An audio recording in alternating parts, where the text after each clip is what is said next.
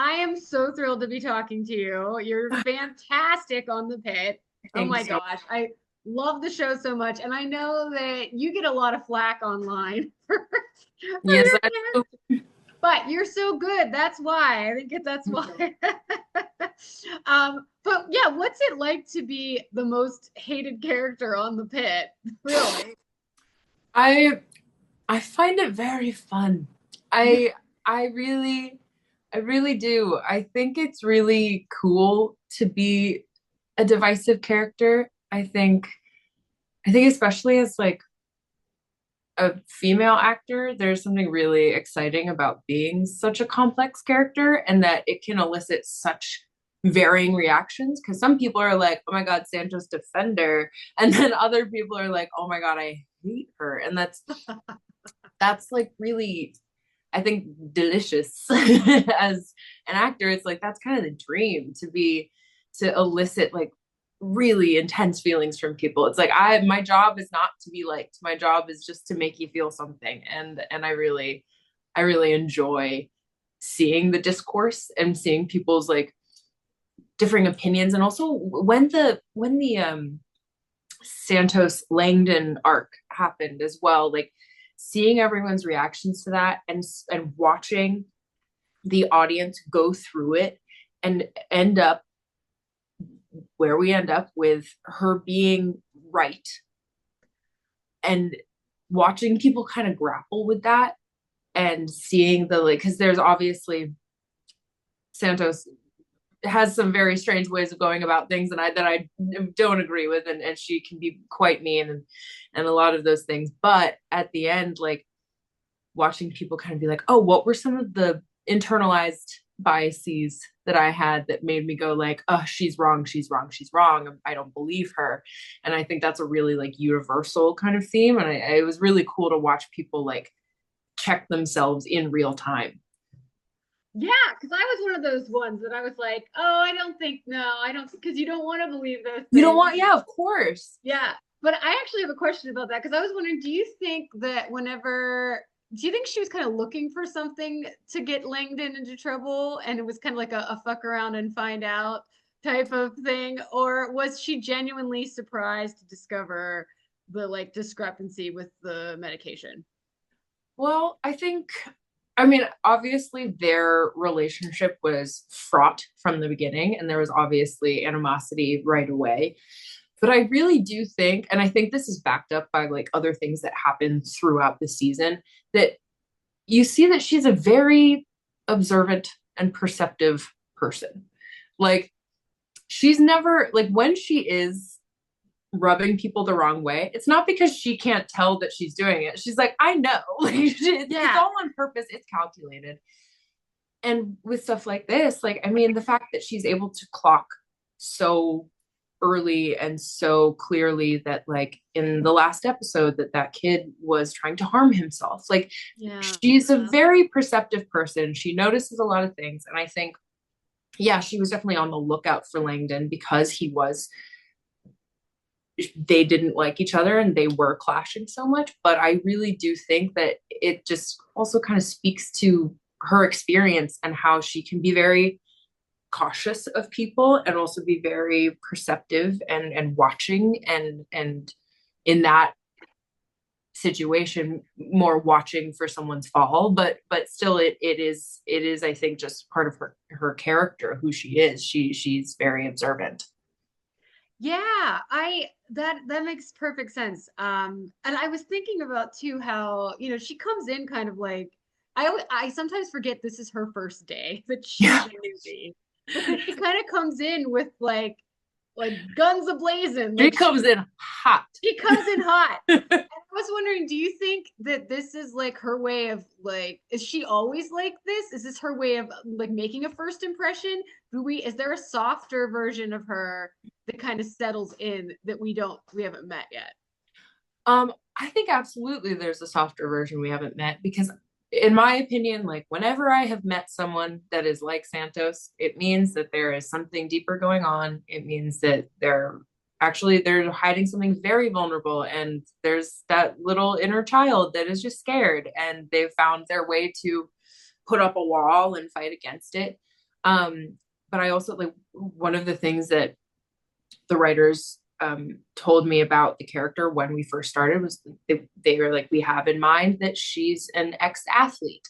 And so I think that that really helped me kind of figure out her the kind of, I don't know, psychoanalyze how she goes about things and why she is the way she is. Because we kind of settled on like she used to be a gymnast, and I think Oh, that that like really informs that type of I'm going to be the best. I'm going to be the best. And in, and not that in any way like this is a blanket statement about gymnasts or about that world, but there have been, we've seen there be a lot of toxic environments in that world where yeah. women are pitted against each other, where it's really every man for himself. And there's also predators in that field, and there's abuse. And so there, it really filled in a lot of the blanks that they were alluding to in the script, and that the nuggets of information you get about her past. It's like, of course, she has this guard up because she probably has been more vulnerable in the past and has been hurt by that. And now here's the wall. And this is how I get ahead, because instead of making friends, because making friends and making personal relationships can be too painful and can get bad. So I'm just going to do my work and I'm going to be the best. And that's how I'll get fulfillment. And that's why she needs therapy.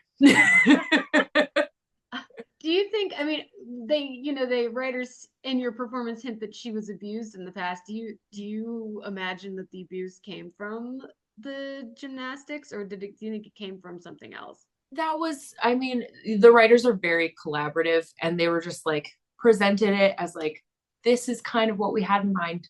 And they were like, you can do with that what you will. And again, with the way that the show is structured, like every season is a day. So in what world does everyone's trauma come out in one day? Like we're probably never Right. going to get the full explanation of everything. But I do see a world where that is very true.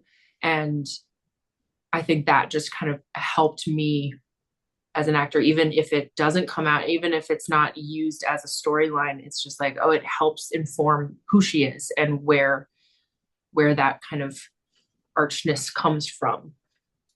Yeah, that makes perfect sense. I love that's like, wow, I never thought. Now I'm going to be thinking, is she like, like, is there any moves that she's doing that I should Yeah, like? imagine just in the middle of If I see her intimating do a someone, she's flip. like, um, a lot of people online were talking about, after the Langdon Santos thing, everybody was freaking out. But a lot of people were saying, like, don't you see that they're basically the same character, but one's a male, one's female? And no, I was wondering if really. that was something you thought about too. Yeah, I've said that many times where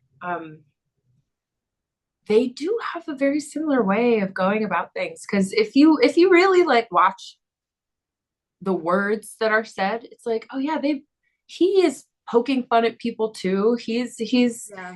He's not always the kindest and most like easygoing person, Yeah. but it's received in a different way when it's a charming, handsome man who's been there forever. He's beloved, like everyone. It's like, oh, that's just him. That's just him. Yeah. And then a young woman comes in, and it's like, whoa, whoa, whoa. That's too much. Right. Slow your roll. And again, she does do some very like targeted kind of things sometimes that are different, and there are definitely things that I can be like, that was wrong, she shouldn't have done that. But they are very very similar characters, and I think that's part of why they clash. I think like when you Yeah. meet someone who is just as abrasive as you're like, I don't like that about them. And then it's like, okay, look inward. Look inward. Yeah. Oh my gosh, that's so funny. I also want to ask you about Santos and Dr. Garcia, because they Mm-hmm. seem to have an interesting dynamic. And I almost felt like, because there's so much like gender politics on this show. If it was a male surgeon talking to her the way Dr. Garcia is talking to her, it would be predatory.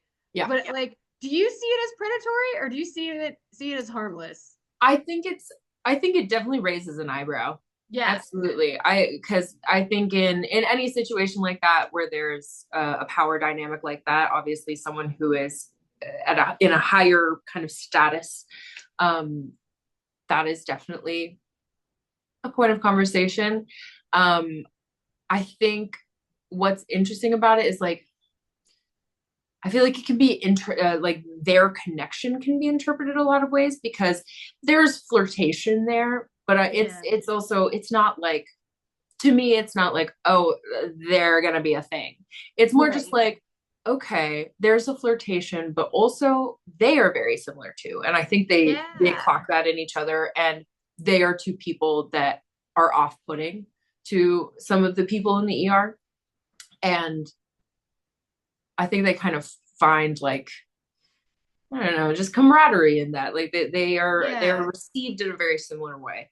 Um so and I think there's a little bit of like fun in there with just how those kind of characters play out and when it's I think it's very funny in the moments when Garcia all of a sudden like softens in the way that she talks to Santos and then everyone else is like what is Yeah. happening like Yeah. um but it also is like I think it's a really interesting way to showcase that kind of thing because if it was a male senior then it would be like what is going on here Yeah. but that's I think what makes this good TV is like there's Yeah. so many complicated themes that really make you go like is that okay I Yeah. don't know if that's okay. Yeah. And that's kind Right. of the point. It's Yeah. not trying to be like, this is wrong, this is right. It's like, ask yourself and like go through that. Go through it. And I Yeah. love the way the show, it's just such a testament to like, if you write intelligent, if there's intelligent writing, like the audience is intelligent. If Right. you just Yeah. let them be, Hmm. you don't have to spoon feed, you don't Right. have to do that like if you just write in a way that is nuanced like the audience will be there and I think that's what's been really cool to watch with this show is like the very nuanced things that sometimes we don't even realize we're doing they are picking up on and they're reading into and that's really really cool. Yeah, and now I'm wondering, since she's a reflection, Langdon is like her, maybe Garcia is like her. Is Whitaker her kind of reaching out to Whitaker at the end? Does she see part of herself in him? To me I mean I think it definitely could be a part of herself. I also and this was another thing that was mentioned with the writers is I see her being a big sister to boys, Yeah, which is me too. But like, I think there's a world where it's like she's been mean, she's called him names, but it's always been in a very kind of jokey way, and in the yeah, type of way that like I'm mean to my brother. You know, like, and yeah, I think that there's a bit of a sibling kind of I don't know, kind of conflict in yeah, that way. And I think then her taking him in is that showing that side of like, oh, she is a caretaker.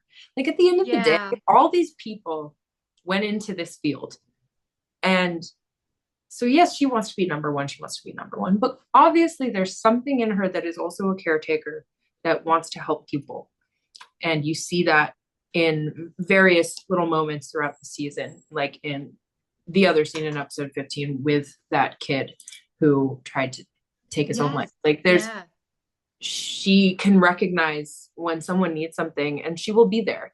And I think that like she sees that in Whitaker and it's kind of like that, okay, like my little brother, fine, yeah, you can live with me. But it's very sweet. I yeah, think it shines a light on like who she is underneath all that. yeah. Um, Pit Fest had us all, just captivated for those 3 episodes, really. What was it like filming those episodes? Was like chaotic, like a good chaotic on set as it was to film, like, or as it was on film, like we were watching, or did it feel chaotic, or was it pretty like just organized and I yeah, mean, the show who we have in charge, like they know what they're doing. they have done this before. They have done a medical show before. They have had a lot of time to perfect how they go about a lot of this stuff. So I think for a lot of it, it did feel like a well-oiled machine. And then when you like add in something like a chaotic storyline, of course there's chaos. Like there's Yeah. because as an actor, I think you just feed off of what you know the moment is. And so it you can't help but feel that chaos and that fear. And again, like which so many actors say is like your brain knows that you're acting, your body doesn't. And so like you can know that you're acting, but like you're walking into a space and you're seeing blood Yeah. everywhere and people are screaming and writhing, and it's like that's going to make you heightened. And so there is that kind of, I think, necessary chaos that came with it. And it really was just, it was, I don't know, a masterclass in like production to me, like watching how the camera moved to follow, like I just, because I think in the moment it was that chaos that I wasn't fully clocking. And then when I watched episode 12, I think I was like, how did we do that? I was like, this looks amazing. How did we do this? Just like the first moments of the mass casualty when you're watching Dr. Robbie go through all those rooms and Yeah. snake in and out. It's so amazing. And it really is our camera team is so fantastic. But it really, like, they are so precise in getting the chaotic feel Yeah. without you feeling like, oh, this is messy. Because it never feels messy. It never feels like I don't know what to look at. You know Yeah. exactly what to look at. But you also have that feeling of like, oh my God, this is so much to look at. Yeah. I'm sure even like the idea, like I'm sure that having a little chaos helps, but also the just the way it's filmed probably gives you that adrenaline rush that you have to Mm-hmm. like everything is so choreographed. And so like I have Well, to like and they don't have it's, marks because I talked to your cinematographer and yeah, she's like, "Oh yeah, we don't have mark, it's just kind of like live theater." it is like theater because I mean it's very rehearsed, and we try to get it down as much as possible in rehearsal so that we can film pretty seamlessly. But when the camera is just trying to fit into wherever it can go, there's going to be like moments where you're like, oh, I have to watch out for this. And so it's everyone is working so in sync because you have to be so aware of what's happening. Because if you're not, you're going to get hit by something. You're going to get hit by a camera and you're getting knocked out. But that's the theater element that I love. Like I come from theater, and it's really, those are like my favorite moments when it feels like, oh, everyone here is locked into the same frequency. We all know what's going on and we're watching out for each other. Like there are moments where if someone is about to get hit, you're like, hey, and you like get them out of the way, and then you sneak around to get to the other side of the camera, and then suddenly you're acting. And it's like you find your ways, and it's chaos, but it's also beautiful because it feels almost like guerrilla-y. It almost Yeah. feels like we're making some kind of documentary because it's just trying to catch what it can. And it's a very unique way of filming that none of us have really done before. And it's going to be crazy to go back to anything else but it Right, I'm because sure. now it's like it's in our body that it's just like just everyone, we're making a movie, we're making a thing, just be where you can and get it done. Oh, that's fantastic. Thank you so much for this conversation. Thank You are you. just so great on the show and justice for Santos. I love Yes. Santos. So, yeah, this was so much fun. Thank you so much. Have a good one, Megan. You too. Bye. Bye.